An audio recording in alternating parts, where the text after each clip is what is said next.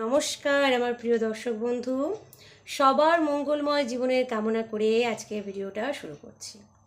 বন্ধু, আজ মহাবিশ্বের এই বার্তা তোমার মনের গভীরতাকে স্পর্শ করবে, তোমার মনকে, তোমার আত্মাকে এক অনন্ত সুখের অনুভূতি প্রদান করবে। বন্ধুরা, মহাবিশ্ব বলছেন যে, হে আমার প্রিয় সন্তান, তুমি যে সুখের অধিকারী তা আমি তোমাকে আজ প্রদান করব। আমি তোমাকে আজ সেই সব সুখ প্রদান করব যা তোমার ভাগ্যে আছে। তুমি সর্বদা সবার মঙ্গল কামনা করো, তাই আমিও তোমার এখন মঙ্গল সাধন করব। তুমি যেরকম ভালো মনের মানুষ, তুমি সর্বদা সেই রকম ভালো মনের মানুষই থেকো। আমি সর্বদা তোমার পাশে আছি এবং সর্বদা তোমার পাশে থাকব। বন্ধুরা, সর্বদা মনে রাখবেন, ভগবান তাদের উপরই সন্তুষ্ট হন, তাদের উপরই কৃপা করেন যারা সদা সর্বদা সৎ পথে থাকেন এবং সৎ কর্ম করেন। প্রিয় বন্ধু, যদি তুমি এই বার্তা এখন শুনতে পাচ্ছ, তবে এটা কোনো কাকতালীয় ব্যাপার নয়। এর অর্থই হলো মহাবিশ্ব নিজেই তোমাকে এখন স্মরণ করছেন।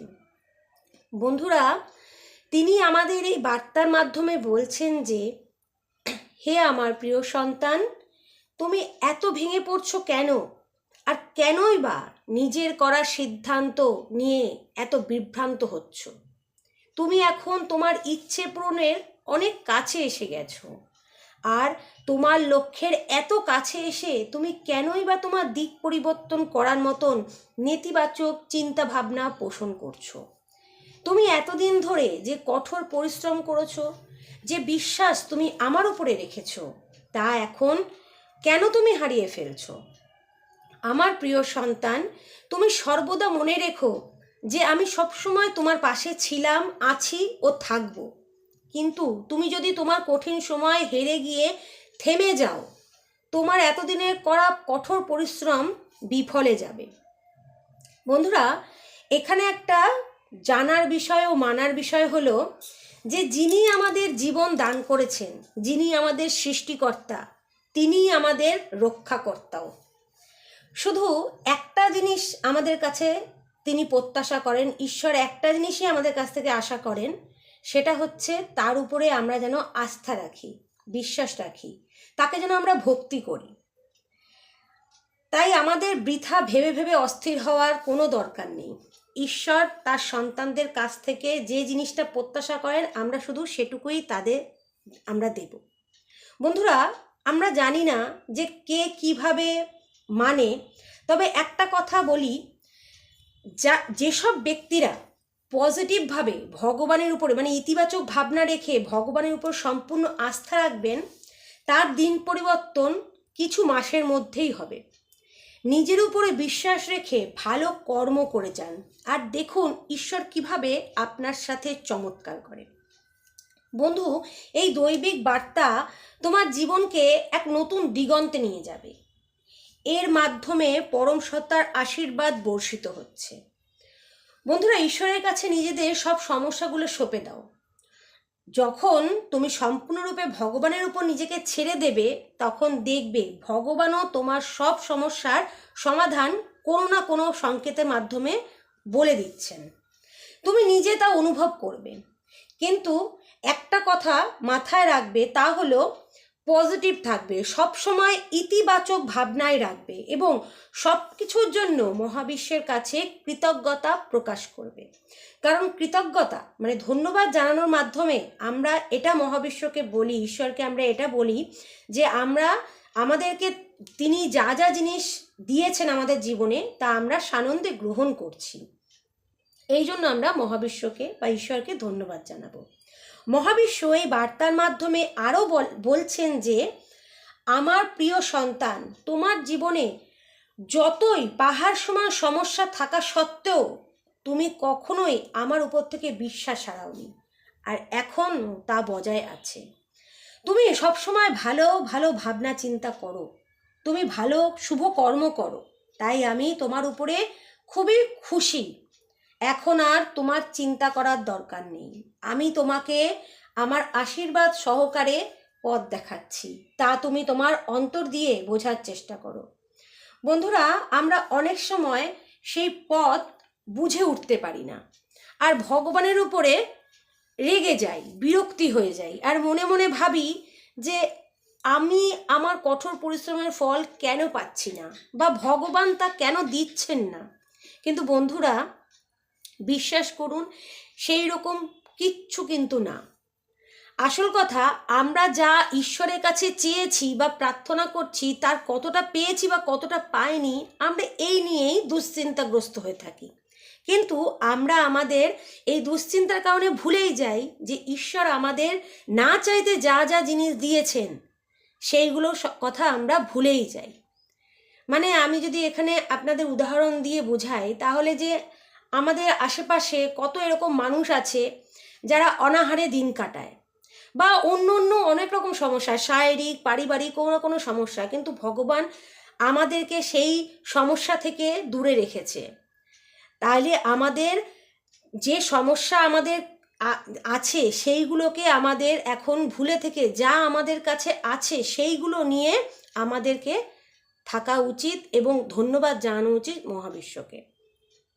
আসলে সেই দিক দিয়ে ভগবান আমাদের কিন্তু অনেক কিছুই প্রদান করেন।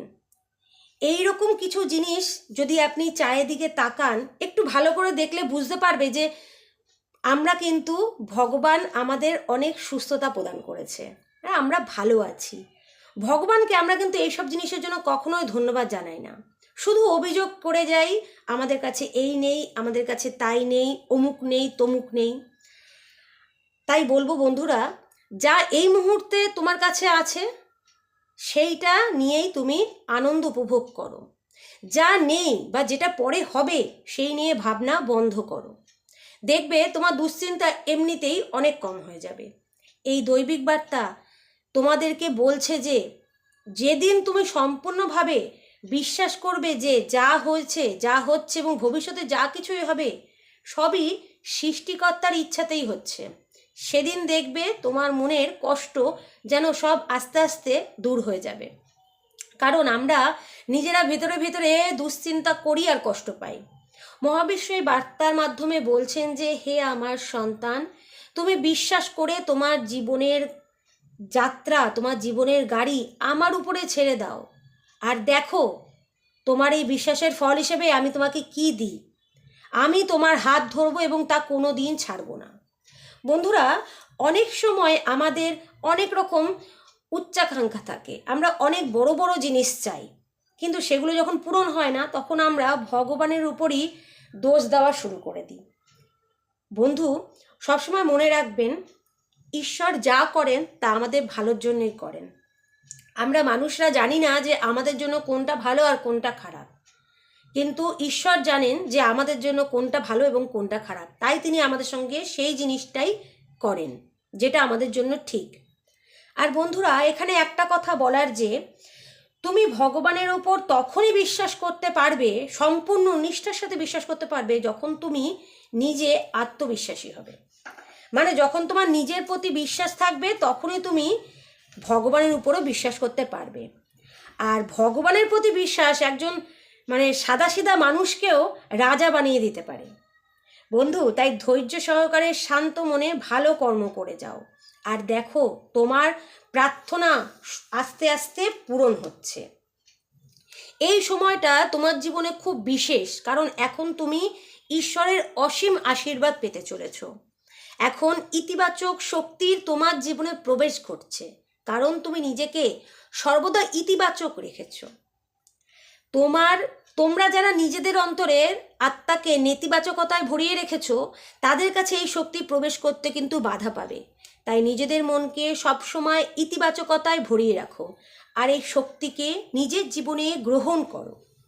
তুমি নিশ্চিতভাবে একটা পবিত্র আত্মা, তাই তুমি এখন এই বার্তাটি শুনতে পাচ্ছ। তবে এই শক্তি গ্রহণের মাধ্যমে তুমি আরও পবিত্র হয়ে উঠবে। সোনালি রোদের কিরণ তোমার জীবনে পড়বে এবং তা তোমাকে আরও উন্নত করবে।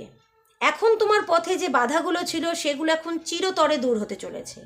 তুমি এই মুহূর্ত থেকে সামনের দিকে এগিয়ে যেতে থাকো। তুমি তোমার অন্তরে যে সুখের স্বপ্ন দেখেছিলে সেই সুখ তুমি এখন পাবে। এখন তোমার জন্য সমস্ত বন্ধ দরজা, সমস্ত বন্ধ রাস্তা খুলে যাবে। সফলতার পথ তুমি এখন খুব সহজেই দেখতে পাবে। তোমার কোনো এক সময় করা ভালো কর্মের ফল তুমি এখন সেটা পাবে। তুমি যে সমস্যায় জর্জরিত হয়ে গিয়ে হতাশ হয়ে গিয়েছিলে, সেইটা থেকেও তুমি এখন বেরিয়ে আসবে। কারণ তোমার অন্তর একটা কথা জানে যে ঈশ্বর কখনোই তার সন্তানদের হাত ছেড়ে দেন না। তাই তুমি এখন তোমার ধৈর্য, পরিশ্রম ও বিশ্বাসের ফল হিসেবে তোমার জীবনে সফলতা পেতে চলেছ। তুমি যখন তোমার জীবনে সমস্যায় ঘিরে থাকো, তখন তুমি বুঝতে পারো না যে তোমার সাথে এমনটা কেন হচ্ছে। তখন তুমি তোমার প্রশ্নের বাণ ঈশ্বরের দিকে ছুঁড়ে দাও আর বলো, হে ঈশ্বর, আমার সাথেই কেন? তুমি কি জানো যে কিছু সংখ্যক মানুষের জীবনে এরমটা কেন ঘটে? কারণ সেই মানুষগুলো নিঃসন্দেহে পবিত্র আত্মা। তাই তাদেরকে পরীক্ষা নেওয়ার জন্যই ঈশ্বর এই বাধা বা সমস্যাগুলো প্রেরণ করেন আর যাচাই করে যে তুমি তোমার ভাগ্য পরিবর্তনের জন্য প্রস্তুত আছো কিনা। তাই সর্বদা মনে রেখো যে তোমার জীবনে সেই বিশেষ জিনিসটার কতটা গুরুত্ব তা বোঝানোর জন্যই এই বাধা বা সমস্যাগুলো তোমার জীবনে আসে। তাই তুমি তোমার খারাপ সময় ভেঙে না পড়ে, হতাশ না হয়ে, দ্বিধাগ্রস্ত না হয়ে তুমি সৎভাবে কর্ম করে যাও। কারণ এখন সেই সময় খুব কাছে এসে গেছে যখন তুমি তোমার জীবনের সেই সব সুখ পাবে, সেই সব আনন্দ পাবে যা তোমার জন্যই। এবার তোমার জীবনে সেই সময় এসেছে যখন তোমার ভাগ্য সূর্যের সোনালি আলোর মতো পরিষ্কারভাবে উজ্জ্বল হয়ে জ্বলজ্বল করবে। তোমার কঠিন সমস্যার সময় তুমি ঈশ্বরের উপরে আস্থা রাখো, নিজের উপরে আস্থা রেখে অবিচল থেকে সৎকর্ম করে যাও। তোমার উপর এখন পরম পিতা মাতার আশীর্বাদ বর্ষিত হচ্ছে। বন্ধুরা, আজ তাহলে এখানেই বিদায় নিচ্ছি। আবার দেখা হবে মহাবিশ্বের অন্য কোনো বার্তাতে। বন্ধুরা, ততক্ষণ সবাই ভালো থাকবেন, সুস্থ থাকবেন, সাবধানে থাকবেন। আর মহাবিশ্বের এত সুন্দর বার্তা প্রেরণের জন্যে আমার সাথে তোমরাও বলো যে ধন্যবাদ মহাবিশ্ব, ধন্যবাদ মহাবিশ্ব, ধন্যবাদ মহাবিশ্ব।